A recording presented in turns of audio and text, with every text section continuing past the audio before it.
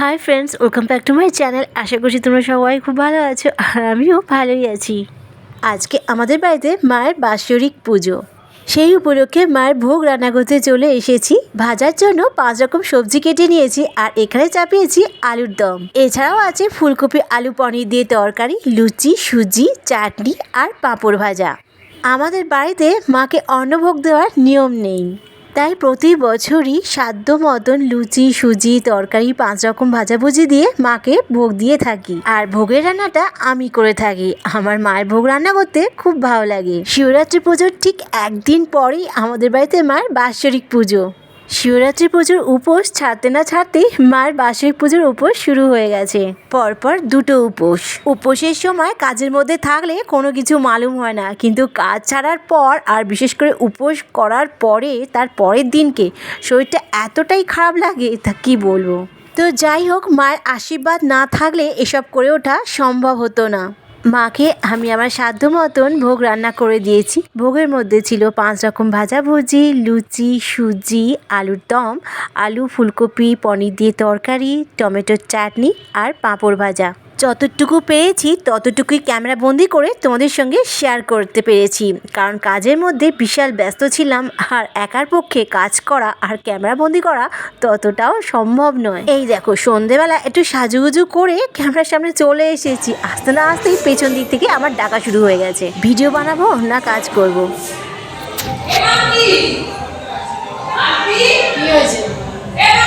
কি হয়েছে? আমার শাশুড়ি মা পেছন দিক দিয়ে ডাকছিলেন ঠাকুরের বিশেষ কাজ করে দেওয়ার জন্য। তো কোনো রকমের কাজকর্ম করে দিয়ে আমি চলে এসেছি আবার একটু ক্যামেরা বন্দি করতে, তোমাদের সাথে শেয়ার করতে হবে না সেই জন্য। মায়ের ভোগের রান্না তো দেখালাম, আর বাড়ির নিমন্ত্রিত অতিথিরা তারা কি খাবে সেই রান্নাটা তো তোমাদের সাথে শেয়ার করতে হবে। আমাদের বাড়ির সামনে উঠোনেই রান্না হচ্ছে অতিথিদের জন্য।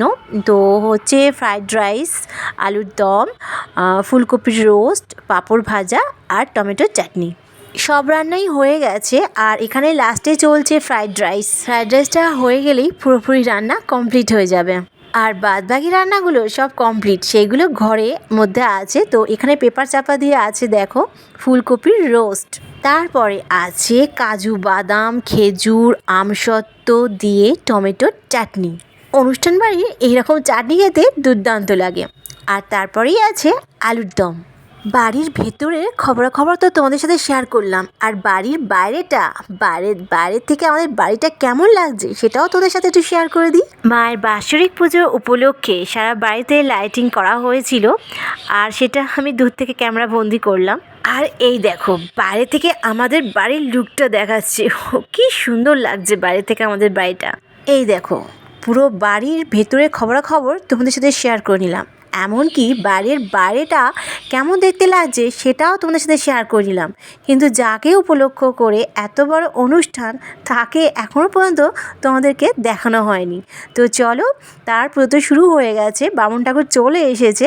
তো চলো সেখানে যাই, সেখানে গিয়ে তোমাদেরকে একটু দেখাই। এই দেখো মাকে কি অপরূপ লাগছে দেখতে। মাকে দেখা মাত্রই চোখ আর মন দুটোই ভরে যাচ্ছে আনন্দে। শিব চতুর্দশী ছাড়ার পরই যে আমাবস্যাটা এসেছিল সে আমাবস্যাতেই পুজো শুরু হয়েছে, আর গ্রহণ লেগেছিল। গ্রহণের জন্য পুজো অনেকটাই দেরি করে আরম্ভ হয়েছে। প্রায় রাত 8টা থেকে পুজো শুরু হয়েছে আর পুজো শেষ হয়েছে রাত 12টায়। আর এখন দেখো পুজো শুরু হয়ে গেছে আর মায়ের জন্য ভোগ নিবেদন করা হচ্ছে। আর এখানে আমি ভোগের থালা সাজিয়ে নিয়ে এসেছি। গৃহানবন্দনে দেবী নমস্তে শঙ্করপ্রিয়ে। ওম সর্বমঙ্গল মঙ্গলে শিবে সর্বার্থ সাধিকে শরণ্যে ত্র্যম্বকে গৌরী নারায়ণী নমস্তে। সৃষ্টি স্থিতি বিনাশানং শক্তিভূতে সনাতনী গুণাশ্রয়ে গুণময়ে নারায়ণী নমস্তে। ওম জয়ন্তী মঙ্গলকালী ভদ্রকালী কপালিনী দুর্গা শিবা সমাধত্তে স্বাধারমোস্তুতে। ওম ক্লীং শ্রীমা দক্ষিণা কালিকা।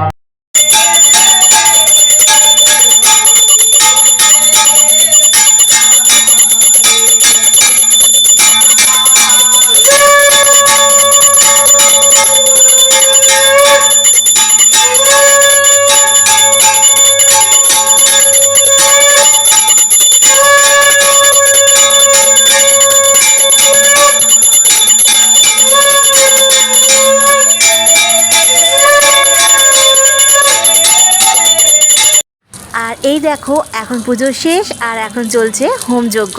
তো আজকের মতো ভিডিওটা এই পর্যন্তই। আবার অন্য কোনো দিন একটা নতুন অন্য ধরনের ভিডিও নিয়ে তোমাদের কাছে চলে আসবো। আজকের মতন টাটা। তোমরা সবাই ভালো থেকো, সুস্থ থেকো। আর ঠাকুরের কাছে, ঈশ্বরের কাছে প্রার্থনা করি তোমাদের সকল আশা যেন পূর্ণ হোক, আর তোমরা সকলেই যেন খুব ভালো থেকো, সুস্থ থেকো। আজকের মতন টাটা।